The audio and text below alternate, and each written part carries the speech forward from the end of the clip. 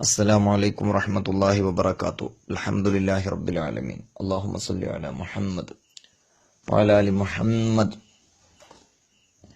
സുബാഹുൽ ഖൈർ. എല്ലാവർക്കും നന്മകൾ നേരുന്നു. ഒരു ദിനം ഒരു ഹദീസ്. ഇന്ന് നാം ചർച്ച ചെയ്യുന്നത് കല്യാണം മുടക്കുന്ന അങ്ങാടിക്കാക്കമാരും ഫ്ലെക്സ് ബോർഡ് ഉയർത്തുന്ന ഫ്രീക്കന്മാരും എന്നതിനെ സംബന്ധിച്ചുകൊണ്ടാണ്. وعن أبي هريرة رضي الله تعالى عنه أن رسول الله صلى الله عليه وسلم قال. അബൂ ഹുറൈറ റളിയല്ലാഹു തആല അൻഹു റിപ്പോർട്ട് ചെയ്യുന്നു, നിശ്ചയമായും അല്ലാഹുവിന്റെ പ്രവാചകർ പറയുകയുണ്ടായി, അതദറൂന മനിൽ മുഫ്ലിസ്. അതദറൂന മനിൽ മുഫ്ലിസ്. സ്വഹാബത്തിനോടായി ചോദിക്കുന്നു, പാപ്പർ ആരാണെന്ന് നിങ്ങൾക്കറിയാമോ? ഖാലു, അവർ പറഞ്ഞു, അൽ മുഫ്ലിസു ഫീനാ മൻ ലാ ദിർഹമ ലഹു വലാ മതാഉൻ. ഞങ്ങളിൽ കൂട്ടത്തിൽ പാപ്പർ എന്ന് പറഞ്ഞാൽ ദിർഹമോ ചരക്കോ ഇല്ലാത്തവനാണ്. ഫഖാല, അപ്പോൾ നബി തങ്ങൾ പറഞ്ഞു, അൽ മുഫ്ലിസു മിൻ ഉമ്മത്തി. എന്റെ സമുദായത്തിലെ പാപ്പരായവർ എന്ന് പറഞ്ഞാൽ മൻ യഅതി യൗമൽ ഖിയാമ ബിസ്വലാത്തിൻ വസ്വിയാമിൻ വസകാത്തിൻ. അന്ത്യനാളിൽ നോമ്പും നിസ്കാരവും സകാത്തുമായി അവർ വരും. വയഅതി ഖദ് ശതമ ഹാദാ വഖദഫ ഹാദാ വഅകല മാല ഹാദാ വസഫക ദമ ഹാദാ വളറബ ഹാദാ. പക്ഷേ അവൻ ചീത്ത പറയുകയും അപവാദം പരത്തുകയും അവിഹിതമായത് ഭക്ഷിക്കുകയും രക്തം ചിന്തുകയും ആക്രമിക്കുകയും ചെയ്തവനാണ്. ഫയുഅ്താ ഹാദാ മിൻ ഹസനാതിഹി വഹാദാ മിൻ ഹസനാതി. അവന്റെ നന്മകൾ മുഴുവനും വിഹിതം ചെയ്യപ്പെടുകയും ഫഇൻ ഫുനിയത് ഹസനാതുഹു ഖബ്ല അൻ യുഖ്ളാ മാ അലൈഹി. അവന്റെ മേൽ വിധിക്കപ്പെടുന്നതിന് മുമ്പ് അവന്റെ നന്മകൾ മുഴുവനും തീർന്നു കഴിഞ്ഞാൽ ഉഖിദ മിൻ ഖത്വായാഹും ഫതുരിഹത് അലൈഹി സുമ്മ തുറഹ ഫിന്നാർ. അപരന്റെ തിന്മകൾ ഇവന്റെ മേൽ വെച്ച് കെട്ടപ്പെടുകയും ശേഷം നരകത്തിൽ വീഴ്ത്തപ്പെടുകയും ചെയ്യും. ഇമാം മുസ്ലിം റഹ്മത്തുള്ളാഹി അലൈഹി തങ്ങൾ റിപ്പോർട്ട് ചെയ്യുന്ന ഹദീസാകുന്നു ഇത്. കല്യാണം മുടക്കികളുടെ ശ്രദ്ധയ്ക്ക് എന്ന ശീർഷകത്തിൽ അങ്ങാടികളിൽ ഫ്ലെക്സ് ബോർഡുകൾ ദൃശ്യമാവാൻ തുടങ്ങിയത് ഈ അടുത്ത കാലത്താണല്ലോ. അവിഹിതരായ യുവാക്കളാണ് ഫ്ലെക്സ് ബോർഡിന്റെ ആളുകളെങ്കിൽ കല്യാണം മുടക്കികളായ അവരെ പരാമർശിക്കുന്നത് ഒരു കൂട്ടം ഹാജിയാന്മാരെയും അതുപോലെ തന്നെ അങ്ങാടി കാക്കമാരെയുമാണെന്നതിൽ സംശയമില്ല.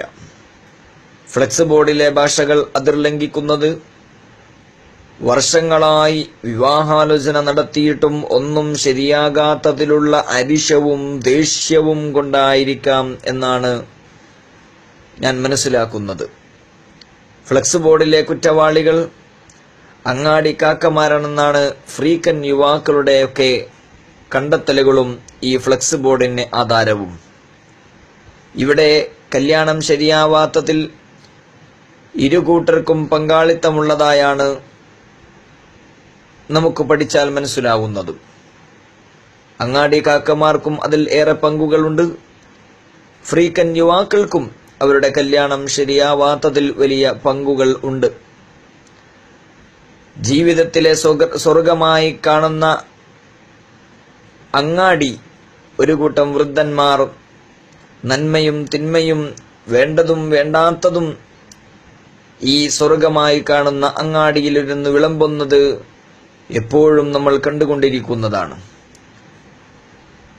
നേരാം വിധം ഔറത്ത് മറക്കാതെ പുകവലിച്ചും മുറുക്കിയും സമയം കളയുന്ന ഇത്തരക്കാർ ഭൂരിഭാഗവും എന്ന് പറഞ്ഞാൽ വീട്ടിൽ നയാ പൈസക്ക് ഉപകാരമില്ലാത്ത പെൻഷൻ പറ്റി ജീവിക്കുന്ന തന്തമാരാണ് എന്നാണ് ഈ അവസരത്തിൽ പറയാനുള്ളത്.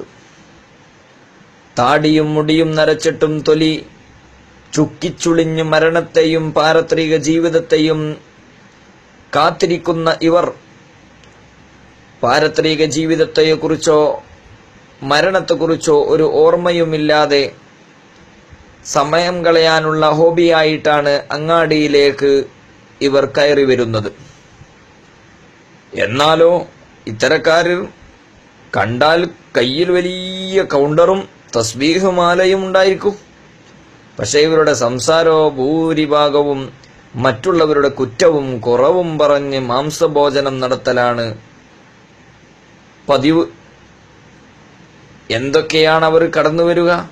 രാഷ്ട്രീയം, നാട്ടിലെ ഗ്രൂപ്പ് വിവാദം എന്നു മാത്രമല്ല വ്യക്തിഹത്യകൾ, അതുപോലെ പള്ളിയിലുള്ള മുഅദ്ദിനെയും ഖതീബിനെയും മറ്റു ഉസ്താദുമാരെയും അവഹേളിക്കലും അവരുടെ കുറ്റങ്ങൾ കണ്ടെത്തുകലും അതിനെപ്പറ്റിയുള്ള നാട്ടുസംസാരങ്ങളും എല്ലാം അതിൽ കടന്നു വരും. ഉസ്താദ് നാട്ടിൽ പോയാലും അതുപോലെ തന്നെ അദ്ദേഹത്തിന്റെ പക്കലിൽ വല്ല തെറ്റുകൾ കണ്ടാലും അതൊക്കെയും അവരുടെ നാവുകളിലൂടെ കടന്നുവന്ന് അവർക്കെതിരെ ക്രൂരമ്പുകളായി പ്രവഹിക്കുന്നത് നിത്യപതിവിൽപ്പെട്ടത് തന്നെയാണ്. അക്കൂട്ടത്തിൽപ്പെട്ടതാണ് വിവാഹം മുടക്കുക എന്ന് പറയുന്ന വൃത്തിഹീനമായ പ്രവണതകൾ.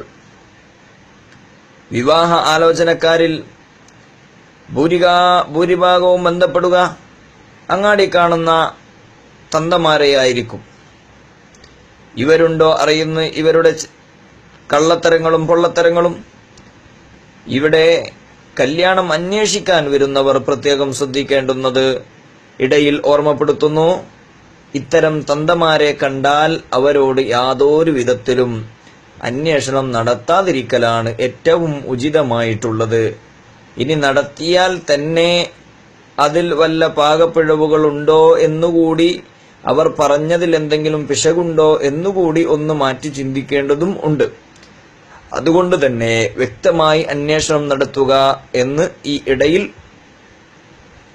അത്തരക്കാരെ ഓർമ്മിപ്പിക്കുകയാണ്. അങ്ങനെ അവർ വിവാഹ ആലോചനയുമായി കടന്നു വരും. അങ്ങനെ ഇത്തരം വയസ്സന്മാരെ കണ്ടുകഴിഞ്ഞാൽ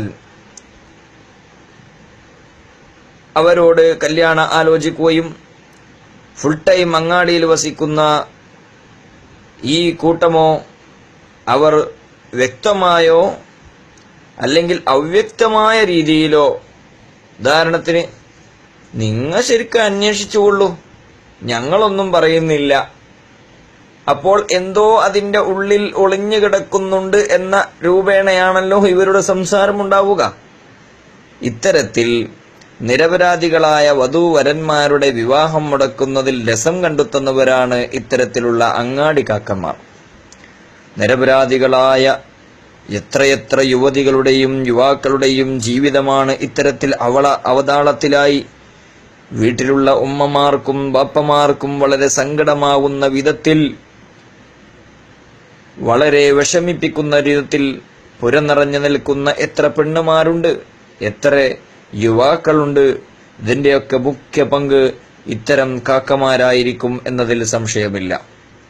അങ്ങാടിവാസികളായവരോ അല്ലാത്തവരോ വിനോദമായി ഇത്തരം ചെയ്തികളിൽ മുഴുകുന്നുണ്ടെങ്കിൽ അവർ അള്ളാഹുവിന്റെ ശിക്ഷയെ സൂക്ഷിച്ചുകൊള്ളട്ടെ എന്നാണ് സൂറത്തുൽ അഹ്സാബിന്റെ 58-ാമത്തെ വചനം നമ്മെ പഠിപ്പിക്കുന്നത്.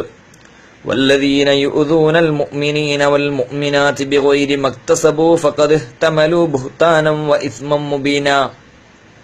വിശ്വാസികളെയും വിശ്വാസിനികളെയും അവർ ചെയ്യാത്ത കുറ്റത്തിന് ദ്രോഹിക്കുന്നവർ പച്ച നുണയും വ്യക്തമായ പാപവുമാണ് പേറുന്നത് എന്നാണ് പരിശുദ്ധമായ ഖുർആൻ ഇത്തരക്കാരെ കുറിച്ച് പറയുന്നത്.